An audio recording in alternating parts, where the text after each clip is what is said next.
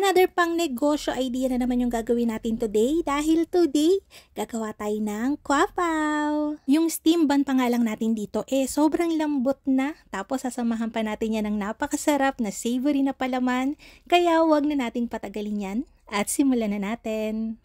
Dito, meron akong 500 grams ng breakfast steak. Ito na yung pinili ko para maninipis na siya.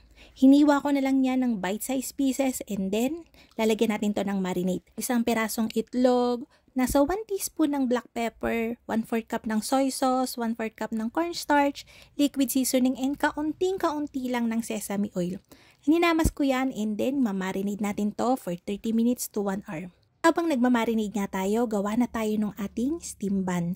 Meron ako ditong 355 grams ng all-purpose flour, 155 grams ng cake flour. Kung wala kayong cake flour, pwede nang gamitin yung 500 grams ng all-purpose flour. 2 tablespoon plus 2 teaspoon ng baking powder, 1 teaspoon ng yeast. Hinalo ko yon, naglagay ng well sa gitna.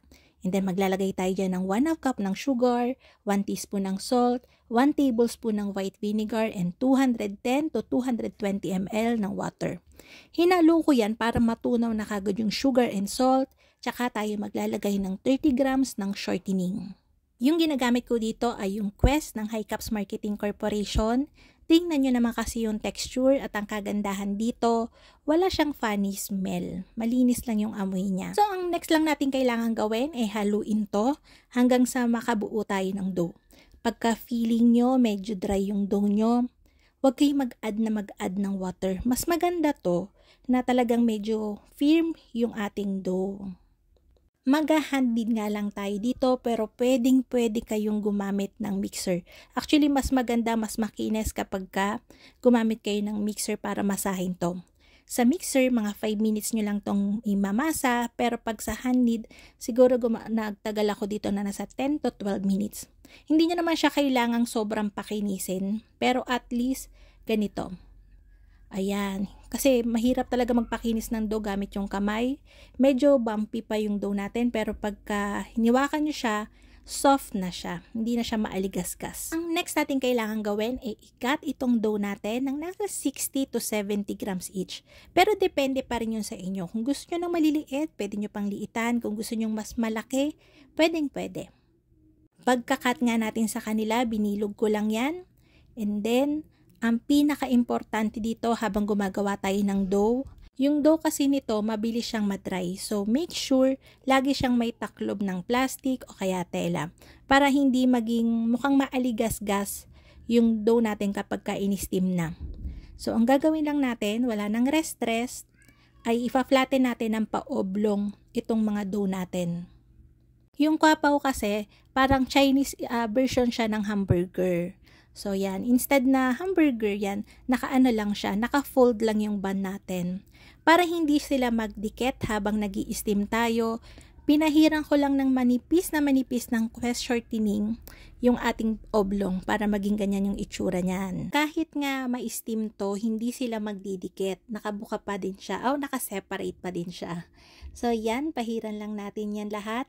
Nakagawa tayo dito ng 15 pieces na tagsi 70 to 75 grams each. Medyo malalaki. Tapos, ilalagay na natin yan dito sa isang tray.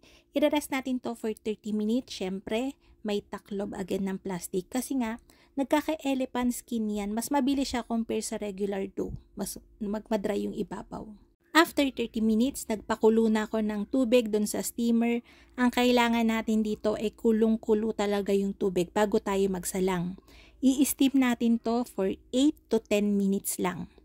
Okay lang sa recipe to kahit buksan nyo yung takip habang nag-i-steam kayo. Hindi siya mangungulubot. Siyempre, itong recipe na to ay pwede nyo rin gamitin sa siopaw o kahit ano pang steam bun na gusto nyong gawin.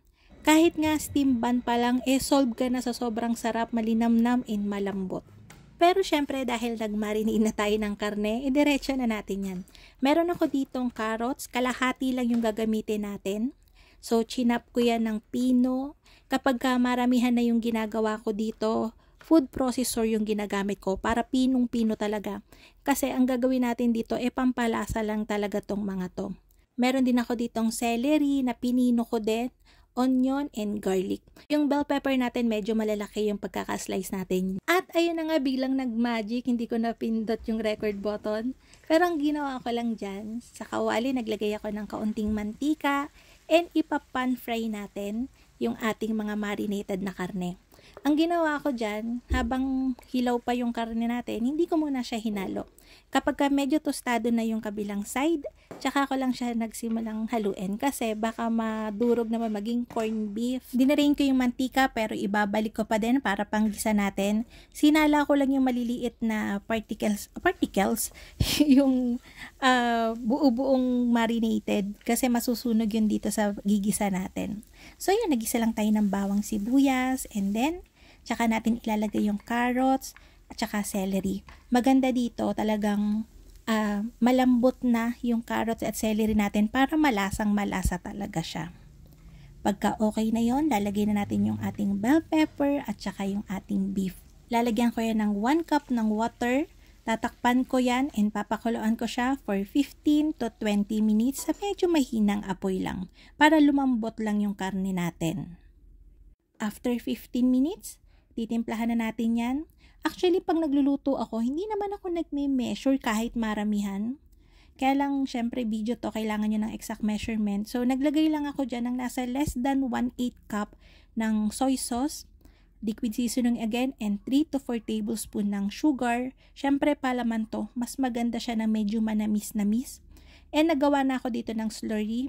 2 tablespoon ng cornstarch. Tapos, dinilute ko yun sa 2 tablespoon din ng water. Habang kumukulo yan, haluin na natin. And lulutuin natin to hanggang sa kumapit na bagay yung sauce dun sa karne. Then, transfer.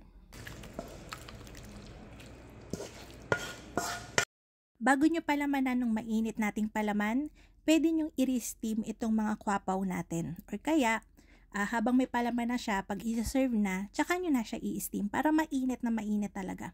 Mas masarap kasi talaga tong i-serve kapag mainit. Kapag may natira naman kayo mga steam ban, huwag kayong mag-alala. Kunyari, 4 lang kayo sa bahay. Ang gawin nyo, ibalot nyo lang siya sa plastic, isil, and lagay nyo sa freezer. Tatagal to ng mahigit 1 buwan. So, ayun na nga mga kalutong tinapay. Sana'y nagustuhan niyo yung ating video for today. Magkita-kita tayong muli. Ito pong mali ang lutong tinapay. Bye-bye!